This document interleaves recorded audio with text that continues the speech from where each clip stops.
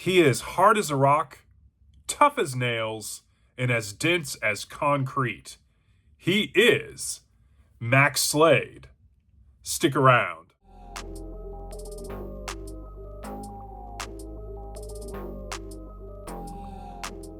So welcome back to Kevin Toll Reads. I'm here with my book review of Mac Slade, The Tinseltown Murders by John Blumenthal, published in 1985. If you remember, and I will put in the description below my video, I did for an episode of Saturday Shorts, I actually read Mac Slade, The Case of the Hard-Boiled Dicks, which was the first entry in Mac Slade. And I found this at a used store on the cheap, and I picked it up to read it as part of Saturday Shorts, and I really liked it. And so when I found out that Blumenthal had another book published in the Mac Slade, and there's only two, begrudgingly, there's only two in this series, I was like, I got to get a copy of that. I spent a couple months trying to find a copy of it and procure it, and I had my ups and downs. I thought I had a copy, and then if someone else got it, and I finally got one. But then I kept it up here. I put it on my hard case crime shelf up here, and it sat. And that was a good thing because with the holidays, I had some extra reading time and I was looking for something quick and light and fun to read. And this checked every box. And so I'm here to talk about it. And so in terms of a summary, the best summary that I can give you is right off the back of this thing because I think it encapsulates what this book is about. And then I'll talk about what I enjoyed and who would probably enjoy this book. But the back of the book says this: in Tinseltown murders, Detective Mac Slade is being hounded by a pair of mob goons with the combined IQ of a ficus tree. In the nick of time, he gets a frantic call from the wife of a Hollywood private eye named Jack Mushnick. Arriving on the coast after eluding the goons, Slade goes to a glitzy Hollywood bash in search of Jack and finds him, curled up in a refrigerator, dead as can be.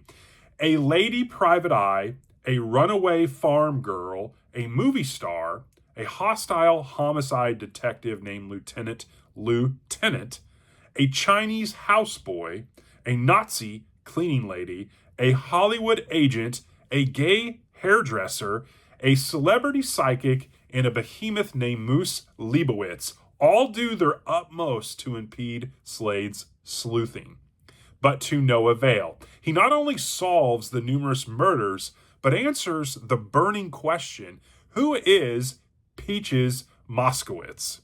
And that is the summary of this thing. So let's talk a little bit about what I enjoyed. Again, not only did this just fit a nice little part of my holiday that I needed something quick and easy, this book, both of these books read like a movie like Planes, Trains, and Automobiles or Naked Gun. They just have these funny one-lines. Some of the dialogue that Mac Slade has, especially with the lieutenant back and forth as they're kind of working together in conjunction and sharing info, it's just over the top funny, and to the point where it is almost over the top, and you find yourself wanting like, hey, look, can we get back to the plot? And not in a bad way because you're laughing out loud, but you're like, okay, let's get back to the story. And when it does, it works really well. There is a diverse group of characters here, as I just read them for you in the summary. They all have interesting personalities. We're talking about Hollywood, so appearance is everything, and that gets very stated in the story. And so Slade has to deal with all of that. And in true Mac Slade fashion, there is a dame or multiple dames that find him attractive and want to be romantic with him, and he has to be the gentleman. He is on the job for the most part. And so that's always in there. And he's such a ladies' man, but in such a good sleuth. But yet at the beginning, the goons are after him because he has no money and he owes someone money. And so he's always kind of fly by the seat of his pants, so to speak. And it just works really well.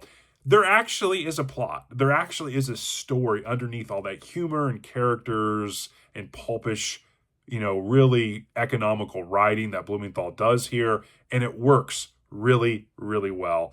I truly enjoyed reading this thing. I'm glad I picked it up on a whim and needed something to just kind of supplement a couple hours I had free and wanted to read something lighter.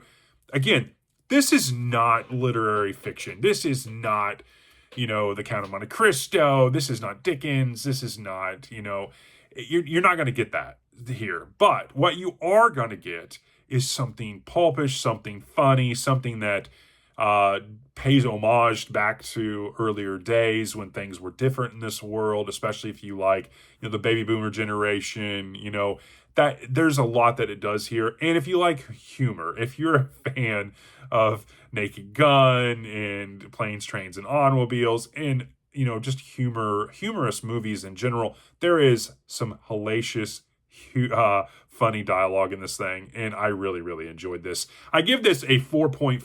I thought it was great. It fit, again, everything that I wanted it to be, and had a lot of fun. And if you remember, I think I talked about this in my review. I haven't went back to double check that, but I did end up emailing Blumenthal back in July. And I didn't get anything back, but I am going to send another email and let him know that I read book number 2. And I'm going to tactfully try to coerce him into writing book 3 because, I think we need it. I really enjoy the character. I think there is definitely an audience for this, especially if you like crime, mystery, humor, pulpish writing. This is right up your alley. It's over the top, but it's everything that you would like in a quick read. So that's my review. Mac Slade and the Tinseltown Murders by John Blumenthal. It has a really good ending as well. I really enjoyed it, and I hope you are doing well and reading something fun. Take care. Thanks.